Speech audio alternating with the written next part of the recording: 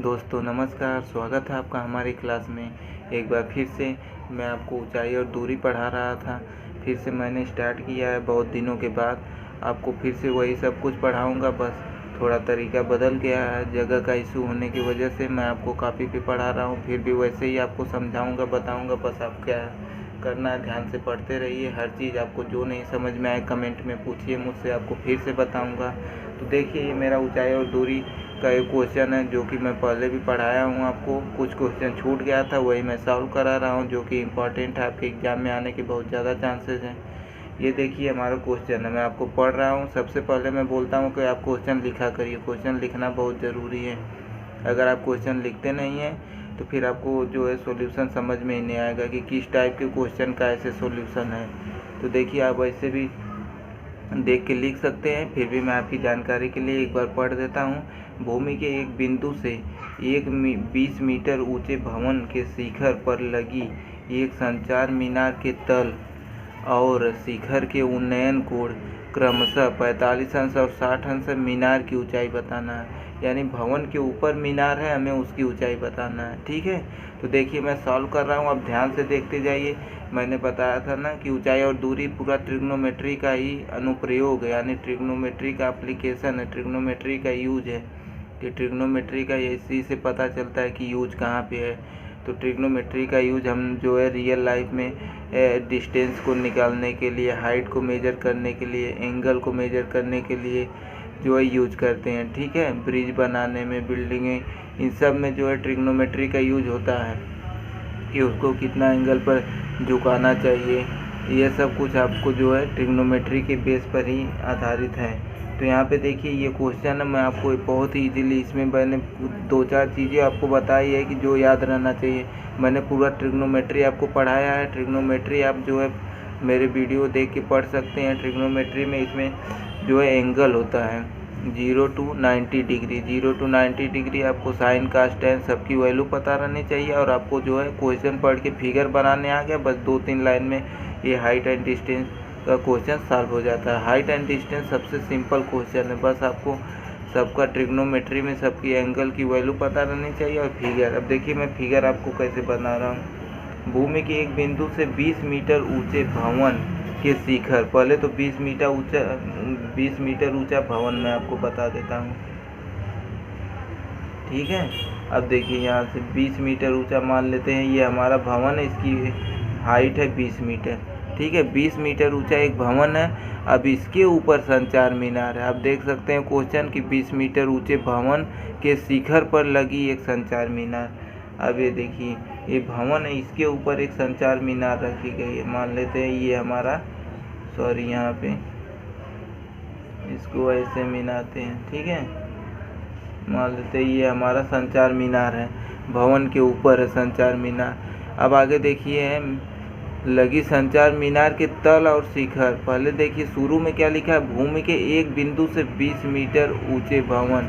अब देखिए भूमि पर एक बिंदु से, अब इस भवन से कितना दूर हुआ बिंदु है ये हमको नहीं दिया है कितना दूर है, बस दिया है कि भूमि के एक बिंदु से, यानी कहीं पर भी वहाँ से 20 मीटर ऊंचे भवन के शिखर पर जो संचार मीनार लगी है उसके तल और शिखर के उन्नयन कोण, यानी ये जो है इसी बिंदु से मीनार का तल देख रहा है। तो मीनार का तल यहाँ पे है, भवन के ऊपर मीनार है, तो बस भवन का जो ऊपरी सिरा है वही मीनार का तल है। तो मीनार के तल और मीनार के शिखर को भी देख रहा है। आप स्केल से बनाएंगे एकदम सीधा फिगर बनेगा। सॉरी, देखिए इसमें यही थोड़ा मिस्टेक होता है स्केल से। यहाँ पे ऐसे आपका जो है एक ही बिंदु से दोनों को देख रहा है, तो ये दोनों जाके आपका एक ही बिंदु पे आके मिलेगा। ठीक है, यहाँ पे देखिए मेरा थोड़ा अलग हो गया है, एक ही बिंदु पे मिलेगा। बस आपको पॉइंट समझना है कि एक बिंदु पर कोई खड़ा होके मीनार के जो है तल को भी देख रहा है, फिर मीनार के शिखर को भी देख रहा है। ठीक है, तो देख रहा है। अब उसके बाद देखिए हम इस पॉइंट को मिला देते हैं। अब ये हमें डिस्टेंस नीचे वाला नहीं पता है कि वह भवन से कितना दूर खड़ा है, ये अभी हमारा सॉल्व हो जाएगा। बस आपको देखिए जो पता है उसको लिख लेते हैं, फिर मैं देखिए आपको कितना इजीली सॉल्व करा देता हूँ। इसमें देखिए हमारा कोण 45 अंश और 60 अंश दिया, तो आपको ये पता करना है कौन सा 45 अंश और कौन सा 60 अंश है। तो 45 अंश सिंपल है, जो ज़्यादा झुका रहेगा वो छोटा कोण है। ठीक है, वो जो कम झुका रहेगा वो बड़ा कोण है। ये देखिए यहाँ से ये देख रहा है, इसको देखने के लिए और ऊपर है, ठीक है, ऊपर है तो ये कम झुका है, ठीक है, ये कम झुका है क्योंकि यहाँ से देखिए ये ज़मीन है, तो ज़मीन से ये वाला ज़्यादा झुका है ना, ये तो ऊपर गया है तो ज़्यादा झुका है, यानी वो छोटा कोण है 45 अंश, जो ऊपर की तरफ है बड़ा कोण है यानी 60 डिग्री है 60 अंश। बस अब सबका नाम रख देता हूँ, देखिए एकदम चुटकी में सॉल्व हो जाएगा ये क्वेश्चन। ABC, इसको हम D रख देते हैं, ठीक है। देखिए बस इसमें दो त्रिभुज बन रहा है, ये बीच में मैं लाइन बना देता हूँ तब आपको समझ में आएगा। ये राइट एंगल ट्राइंगल है, ठीक है, इसमें अक्सर राइट एंगल ट्राइंगल बनता है यानी समकोण त्रिभुज बनता है, उसी पे सॉल्व हो जाता है हमारा क्वेश्चन। तो यहाँ से देखिए ये बन गया, एक तो देखिए हमारा बड़ा त्रिभुज बन रहा है DBA, यानी लेके D से लेके यहाँ BA, ये वाला बड़ा वाला त्रिभुज। एक देखिए छोटा त्रिभुज बन रहा है CBA, यानी हम इधर से कर सकते हैं ABC, ठीक है, ABC एक छोटा त्रिभुज बन रहा है। तो बस छोटे त्रिभुज में अब देखिए हम लिख देते हैं, पहले त्रिभुज है ABC में, त्रिभुज ABC में हम पहले छोटे त्रिभुज में बात करेंगे, ठीक है, ABC। बस ध्यान से आप देख लीजिए, यही है हमारा ABC त्रिभुज। तो इसमें देखिए 45 अंश, और ये भी मैंने बताया कि कब साइन है, कब कॉस है, कब टैन है। इसको देखने के लिए देखिए इसमें ये हाइट दिया है और इसकी हमें ज़रूरत है, ठीक है, क्योंकि हमें हाइट पूछा है तो हाइट और बेस से मतलब है, इसका हमें कोई ज़रूरत ही नहीं है। तो हाइट और बेस किस में आता है, यानी जो है परपेंडिकुलर और बेस, तो परपेंडिकुलर और बेस टैन में आता है, ठीक है, टैन थीटा बराबर आप जानते हैं परपेंडिकुलर अपन बेस। तो ये एंगल के सामने वाला जो साइड होता है वो परपेंडिकुलर होता है, यानी कोण के सामने वाली भुजा लंब होती है, और जिस भुजा पे कोण बन रहा है वो बेस होता है यानी आधार, ठीक है। तो अब देखिए टैन और थीटा का मान हमारा 45 अंश है, थीटा मतलब एंगल होता है, तो एंगल हमारा 45 डिग्री है। तो यहाँ पे टैन थीटा बराबर टैन 45 डिग्री बराबर हो जाएगा। पहले हम देखिए परपेंडिकुलर क्या है उसको लिख लेते हैं, फिर उसकी वैल्यू लिखेंगे, AC अपन बेस, बेस है AB, ठीक है। अब देखिए इसको टैन 45 डिग्री रहने देते हैं। अब AC की वैल्यू हमें देखिए पता है, A से C की वैल्यू क्या है, भवन की ऊंचाई है, भवन की ऊंचाई है 20 मीटर है, तो बस 20 अपन देखिए AB हो गया, ठीक है। AB की वैल्यू हमें नहीं पता है, यहीं से AB की वैल्यू निकल जाएगा। अब टैन 45 डिग्री 1 होता है, देखिए सब वैल्यू मुझे याद है, आपको भी याद रहेगा तो चुटकियों में ये सब क्वेश्चन आप सॉल्व कर लेंगे। देखिए टैन 45 डिग्री की वैल्यू 1 होती है, तो 1 = 20 अपन AB। तो बस AB इक्वल टू देखिए AB = 20 मीटर, ठीक है, 20 मीटर हो गया। AB क्या है हमारा, यही है बेस, यानी भवन से उस बिंदु की दूरी जहाँ से वह देख रहा है मीनार को, तो 20 आ गया। देखिए बस अब देखिए इसी बिंदु से ऊपरी सिरे को भी देख रहा है, तो बस इसको देखिए हम कैसे सॉल्व करेंगे, इधर लिख देते हैं हम दूसरे ट्राइंगल में, त्रिभुज ADC में, ठीक है, ADC में मैं आपको बना भी देता हूँ, ये बड़ा वाला जो त्रिभुज है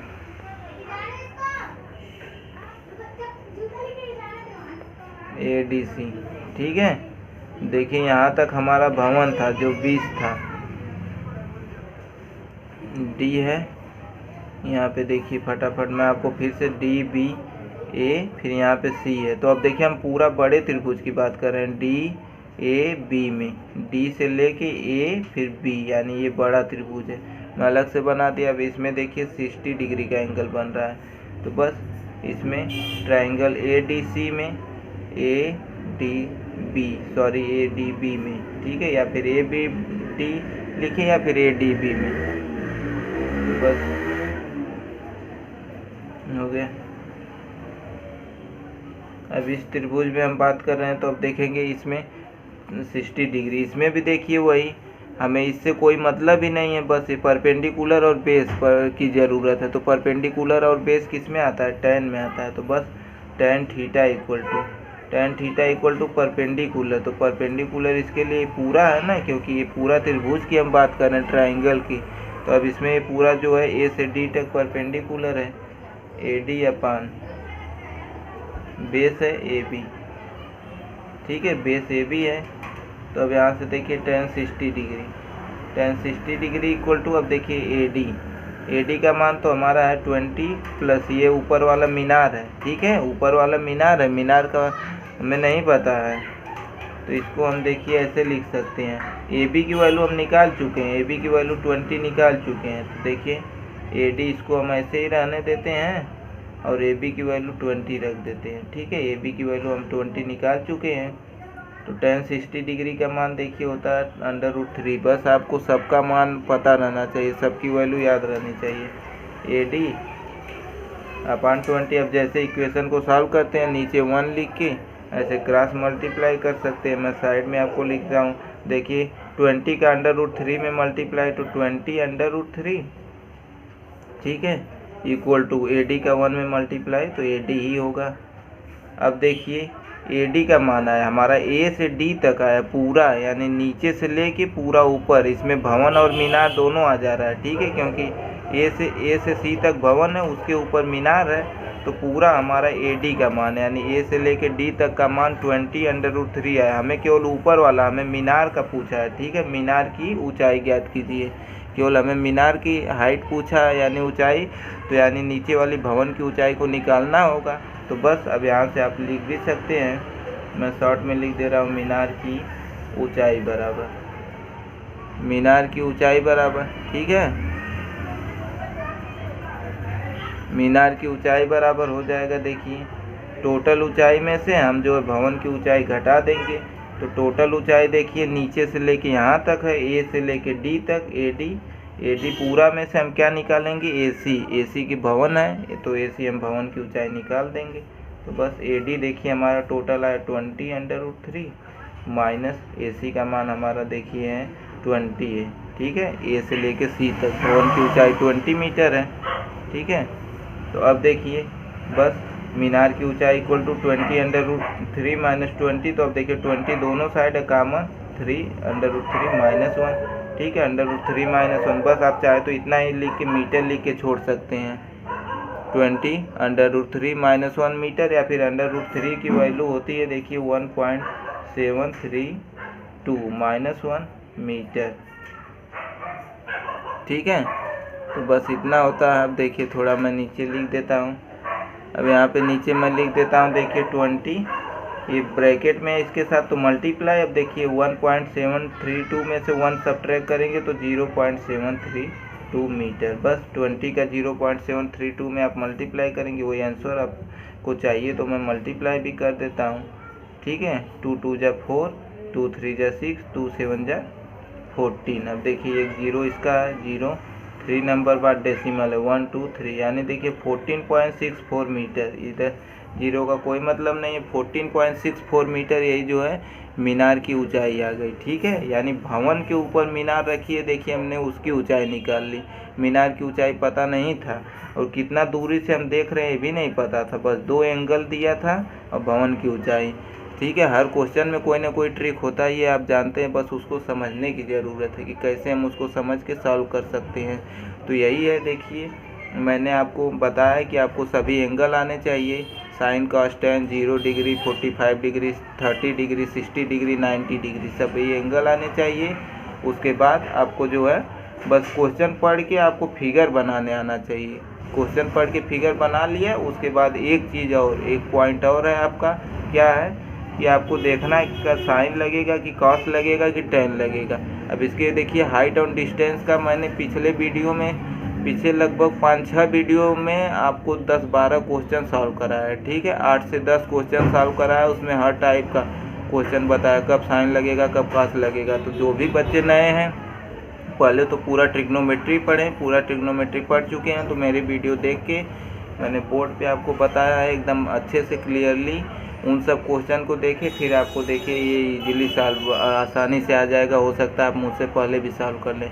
तो दोस्तों आज के लिए इतना ही। आपको अच्छा लगे तो लाइक शेयर एंड सब्सक्राइब जरूर करें। सबसे पहला काम शेयर, आपको हमारी मेहनत अच्छी लग रही है, हमारा पढ़ाया अच्छा लग रहा है तो सबसे पहले अपने सभी दोस्तों के साथ शेयर करिए।